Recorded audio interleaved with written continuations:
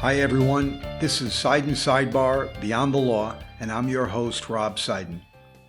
Today's topic is Beyond the Violence, and we're joined by Izzy Fried. Izzy is someone who I've known for a while and has made a transition from being a lawyer to doing something what I would consider a higher purpose in helping people around the United States to be more secure in light of mass shootings and violence that occurs. So it's going to be an exciting one, and we hope you stick around to listen to Mr. Fried on this interesting issue. Izzy, good to see you again, my friend. Likewise. Thank you so much for having me. I really appreciate it. It's my pleasure. It's our honor to have you here. And it'd be helpful if you can share with everyone about your company. I know you're the CEO of Fox2Sierra, and if you can give everyone kind of an overview on what you're doing with it. Sure. So Fox2Sierra was created in February of 2022. We're a full-service security consulting company. But you say we. Who's we? So the company has grown since its inception. I have two partners, one of whom is a former Navy SEAL from Team 6. We pride ourselves on employing former military veterans, former law enforcement. We want to give back to people who served. And I understand you also served in the military for a while. I did. I was a volunteer in Israel for a little less than 3 years. So I have a soft spot in my heart. And as former law enforcement, we were both prosecutors. So community is very important to me, and taking care of those who served and gave to this country is of tantamount importance to me. So one of my partners is, like I said, Chris Fettis. He's the second F in Fox2Sierra. My last name is Fried, hence the F2, two Fs, and S is for security or systems. He's a former Navy SEAL. Our head of medical is a former Air Force PJ. What's a PJ? Pararescue jumper. Wow. So they are basically tactical doctors. They can perform, battlefield medicine. Wow. They're full paramedics, and they're versed in tactics as well. So they're tier 1 operators. They're the tier 1 operators of the Air Force, and they'll be attached to a SEAL team or a Delta Force team. Gotcha. So this kind of expert team is what helped you to develop the products and services that you're going to describe? Yes. The product is actually from my brain, and it's my creation. They are the training side of the house, and they also help in product development in that they have to test it. It's got to be something that they'd be willing to take into battle with them and use in a professional capacity. If they're not willing to do it, then I wouldn't feel comfortable trying to get that in the hands of law enforcement. So tell us about your marquee product. The marquee product is the Assess Board. It's the active shooter evacuation or escape security shield. And essentially what that is a ballistic dry erase board. It looks like a whiteboard that you'd see in any classroom, boardroom today. And what's unique about it is that it provides 24 square feet of ballistic protection. So this is a ballistic barricade that hides in plain sight. It meets the aesthetic of the classroom. It's unimposing, unintruding, but it's designed to save lives. So tell us, how does it do that? What do you mean by its ballistic components? How does it do that? So I'm a bit of a tinkerer, and if I can give the backstory on how this board even came to be, we all, unfortunately, mass shootings are at an all-time high. We all remember, unfortunately, Uvalde, which happened in Texas a little over a year ago. And I remember watching the footage of, law enforcement and, unfortunately, them not carrying out their job. And there were images of officers in the hallway while the shooting was going on with a ballistic shield.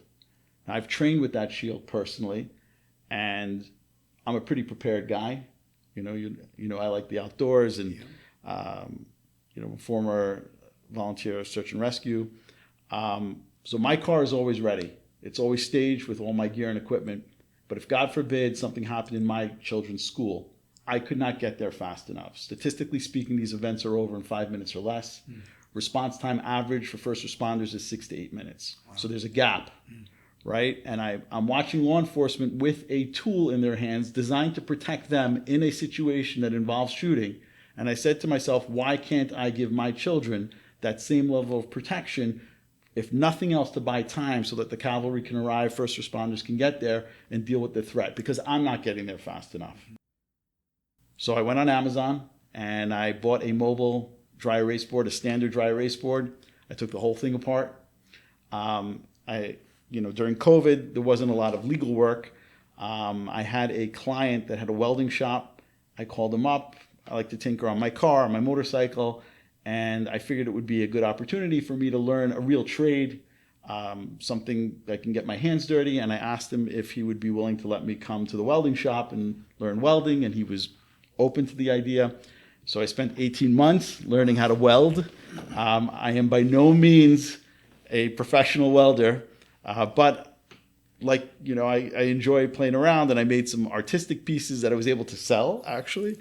And then when I had this idea, I was like, let me go to the welding shop. Let me play with some scrap metal. I remember that we had once worked on a ballistic, a bulletproof window for a meditation center here in the city on 11th Avenue, downtown. And for whatever reason, the name of the Ballistic company stuck in my head. So I went online. I reached out to this company in Texas. They put me in touch with their Northeast distributor. It turns out that they had a office 30 minutes from my house. I asked if I can come meet them in person, because I figured if I told them over the phone what it was I was trying to do, they'd laugh at me. And when I went to meet with them in person and I described what I needed to do, and I was only aware of ballistic acrylic at the time, which is clear. It's sort of like the plastic that the teller sits behind in a bank. That's all I knew about ballistics in terms of in an urban setting. And when I told them about my idea very loosely, they said they have other material that would be better, lighter, cheaper, thinner. And they showed me ballistic fiberglass, which is essentially, it's building material. It's designed to go inside walls. Very lightweight. It's essentially fiberglass with some composites in between the weaves and layers of that. And depending on the level of ballistic protection that you are seeking will determine how thick and heavy the material is, how many layers of fiberglass and epoxy there is. So I built a level 1 prototype of a ballistic dry erase board, which essentially means that the fiberglass contained in the board is designed to withstand 6 rounds of 9mm handgun ammunition. Okay, so let's analyze that now. That's Sure. amazing. So you're saying a regular dry erase whiteboard that you would see in a typical classroom in a college or a kindergarten, wherever it may be, has been made through your brainchild and your amateur welding and your connections into what sounds like it's a life-saving device. It is. So how do you know this thing could withstand 9mm shots? Okay, I took my first prototype to the shooting range and we shot it. And I will tell you, we didn't just shoot it with one handgun. We shot it with multiple handguns simultaneously with all different types of ammunition, from 115 grain target ammunition all the way up to 147 grain Hydra Shock, hollow points, full metal jackets, police issue ammo. I can tell you that the ballistic material far exceeds spec. We put 75 rounds into the piece of material that was rated to handle 5 rounds, and it was able to withstand 65 plus rounds of 9mm ammunition being fired simultaneously at the same location multiple times, and there was no spall, meaning if you were on the backside of the fiberglass board, nothing was coming through. No splintering, no shells, no bullets rather. It was about 66 rounds, 67 rounds when we first started noticing dents on the backside. We videotaped the entire thing. We took still photographs, and we have done that for every level of ballistic armor that we put in the boards. We don't, even though it's been tested at a lab, certified, it is Underwriter Laboratory rated, and NIJ, that's the National Institute of Justice. It has ratings from both of those. We still took it to the range and tested it ourselves. And even level 7, which is rated for the AR-15, which is a 5.56 round. That's a rifle round. Rifle. Okay. Yeah, it's a rifle round. It is also rated for 5 rounds in a 6-inch square, and we put 24 rounds of rifle ammunition into the board, and it withstood all 24 rounds. So just so I'm understanding what you're saying, if this board, as you described, it could be 24 feet. It's 24 square feet, so 24. it's 6 foot tall by 4 foot wide, and it's mobile, and the top rotates. And it's done that by design, so you can use both sides. We could put a whiteboard on one side, a chalkboard on the other. We could put a caulkboard. It could be custom designed in any configuration. So if there's a teacher and some students behind that board, you're saying with the amount of ammo you described before, that simulation, they would not be harmed. Correct. Not only would they not be harmed, the board acts in many different ways. So we also have a mounting device that allows the board to be mounted over a door and to a door, which would essentially turn the room into a ballistic rated safe room, because you would not be able to shoot through the door. And if it was inward or outward opening, the door would be affixed to the board and would not allow an intruder to either push their way in or pull their way in. So I have to ask you, how has this been viewed or received by the people in America that you've been talking to? So part of why we're here today is to get the word out. People have expressed a tremendous amount of interest. The issue in getting something like this into a school, in addition to finding funds and financing, there's also politics. The decision makers are often people who are not at the school. The people who need the board are at the school. They don't have the authority to pay for it. I can tell you that recently we delivered a board to a private school in Tennessee, and that board was grassroots funded. A parent who's an active duty detective at the local police department has an apparel company. He designed a special t-shirt specifically for this raise, this financial raise. The t-shirt was called Protect the Kids. It had the Angel Gabriel on the back, decked out in tactical gear. And he was able to raise half the money for a level 7 board. So that's a board rated for the AR-15, the rifle rounds. Our company pitched in the other half of the board, the finances for the board. We custom designed that board to the colors of the school. We put the logo of the school on that board. I can show you pictures of it.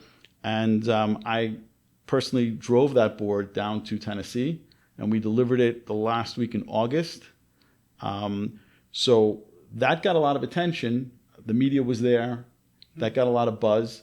And then, we got interviewed by NPR. National Public Radio. National Public Radio. It has not been released yet. We're hoping that by meeting with people like you, which we're, again, grateful for. We hope to have a bigger following than NPR soon, but we'll see about Listen, that. Maybe you and Joe Rogan, hopefully.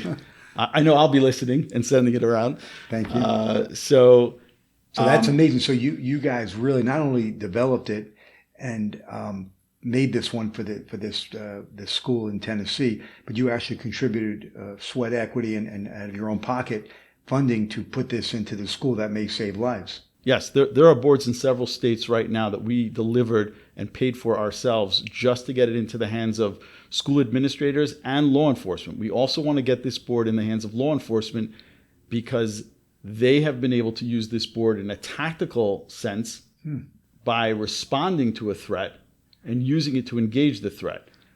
We have fantastic video of the Beeville Police Department in Beeville, Texas. That's a small town in southern Texas. They have independent school districts in Texas. This department is solely responsible for the school district. We were invited to a 3-day immersive training with this particular department in the schools that they serve. And I can tell you on day 3, we ran real world scenarios. So active shooter, actual students in the school, actual personnel, simulated injuries. So these officers were thrown into it hard. In the morning, it was a single threat, single response. Officer chased the threat into a bathroom. Subject barricaded themselves in the bathroom, engaged in a shootout. Every single officer was shot in that exchange. They neutralized the threat, but they received injuries as a result. In the afternoon, we told them about the board. We gave them the board's properties and principles, and then we left the board just anywhere in the school. The chief of police was the first to respond to the afternoon simulation. It was multiple threats, multiple officers responding. The chief grabbed the board and used it to engage the threat, pushed that board into a classroom, and the threat froze. The threat had no idea what came through the door, did not get a single shot off, and they were able to neutralize the threat. From the time that they were aware of the threat till they neutralized the threat using the board, 58 seconds. Wow. There's no real-world experience or statistic right now where an active shooter threat was put down in that amount of time. Talk about proof of concept. I mean, that's pretty amazing. And it's on video, which is even better. Yeah. Yeah. So what states have you delivered this in so far? Virginia, North Carolina, Louisiana, Tennessee, Texas. And I've been to Chicago as well. We're going to get them aboard, and then I have to get aboard to Arizona. So it's schools, and where else are you providing it? Houses of worship. So synagogues, churches, community centers. The board is for any entity that can use the board. It's good in a hospital setting. It's good in a business professional setting. It can go into a conference room. It can go into a meeting room. It can go into a cafeteria, a lunchroom, classrooms. It was primarily designed for a classroom, but it's versatile enough and can be customized to any setting, any needs. Amazing. So let me ask you then, on that note, the detective that you mentioned who raised the funds with the shirt, Yes. What was his reaction after you delivered it and this thing was accomplished? He was beyond excited because he raised half the money. What was even more exciting was the school and the reaction from the administrators of the school, because this is why I personally go. It's so important for me to be there and see people's faces. I was going to ask you why. Yeah. Because you can tell somebody something. We're sitting here now. There's no board in here, right? But we're having a conversation. You're like, Izzy, that sounds like a great idea. Wait till you see it. Wait till you put your hands on it. Wait till you move it into a classroom. And now you're looking at these chairs in the classroom thinking, my kid is sitting here. How much better would I feel if my kid had a product like this in their classroom? This is the one product, unlike cameras, AI, metal detectors, locks, that's all for administration. It's for SROs. This is the one product that goes to the children directly. So I'm giving something to them that gives them a fighting chance. Right. Cameras are not going to help the kids. Right. All right. Statistically speaking, the threat is a student or former student. They know the cameras. Right. They know the doors. They know the metal detectors. They know where the SROs are. They know how to bypass all that. All right. But they can shoot into a classroom. They cannot shoot through my board. Amazing. No, you're right. By the time these other technologies kick in, it's too late already. Right. The threat is already there. Is everybody going to go out and self-fund these boards? I don't know. Maybe. So what can they do? So one of the first things I did when I created this board is I understood that this was going to be expensive. I knew I was laying out the money to build them. I know that they are expensive. So I went to Homeland Security. U.S. Homeland Security? I asked Homeland Security. I took photographs of it. I had to write out an outline of what the board does. They assessed it, and they determined that the board would qualify for funding under this nonprofit security grant program. Not only did they do this via email, they actually sent 2 representatives down to the first synagogue I sold the board to see the board in person. Wow. Okay. So if a school or house of worship wants to get your board in there and buy a lot of them to protect the classrooms, could they get funding from the U.S. government? If they have nonprofit status in the state of New York, then they are eligible for the nonprofit security grant program. They'd have to fill out an application. They'd have to get evaluated. They'd have to get approved. And then they'd have to specify that they need this funding for this specific item or protection. And then the answer is yes. We've done it already. Amazing. Successfully. That's great. So I got to ask you, how does it feel to be doing this as opposed to, fighting it out in a courtroom with prosecutors? That's a great question. Look, I had a fantastic career, so it's hard for me to look back and go, there was anything wrong with it. There wasn't. I thrived on on the legal profession. I thrived on litigation and being in the courtroom. But after 25 years of doing it, things have changed, and they've changed dramatically. And that enthusiasm and that excitement is not there today the way it was 25 years ago. This provides me the exact same enthusiasm that I felt as a young prosecutor. The first time I stepped into a courtroom, the first trial I had to do, I was scared out of my mind, but man, was I excited to do it. And then it was infectious. Like everything after that, it was addictive. This is that 100 times more powerful. Wow. How this has sort of germinated and grown is organic. It's done it by itself. It's wild. And I feel honored and privileged every day to be part of this mission. I'm the lucky one, to be honest. Wow, well, it's an amazing story. And knowing you, your enthusiasm and energy and passion for life and helping other people, which is what you've been doing your whole life since I've known you, including your volunteer work in Israel and everything else you've done. I'm not surprised to see this happening, and I think it's going to continue to grow. I wish the best for you and Fox2Sierra going forward. Izzy, if you can tell the folks about Fox2Sierra as far as if they're interested, how they could find out more, how they can maybe buy your product and get trained, etc. Sure. Thank you. So first of all, on the web, www.fox2sierra.com. You can also find us on Instagram. It's the same handle, Fox2Sierra, and LinkedIn. So those are the three places that you'll find a big presence, and you can certainly contact us through the website. It has tabs that you can click and phone numbers to call. So please don't hesitate to reach out. We're happy to come down and demo and answer any questions you may have. Excellent. Thank you, Izzy. Thank you. That's it for this episode, and we are happy that you joined us, and we'll see you next time. Thank you.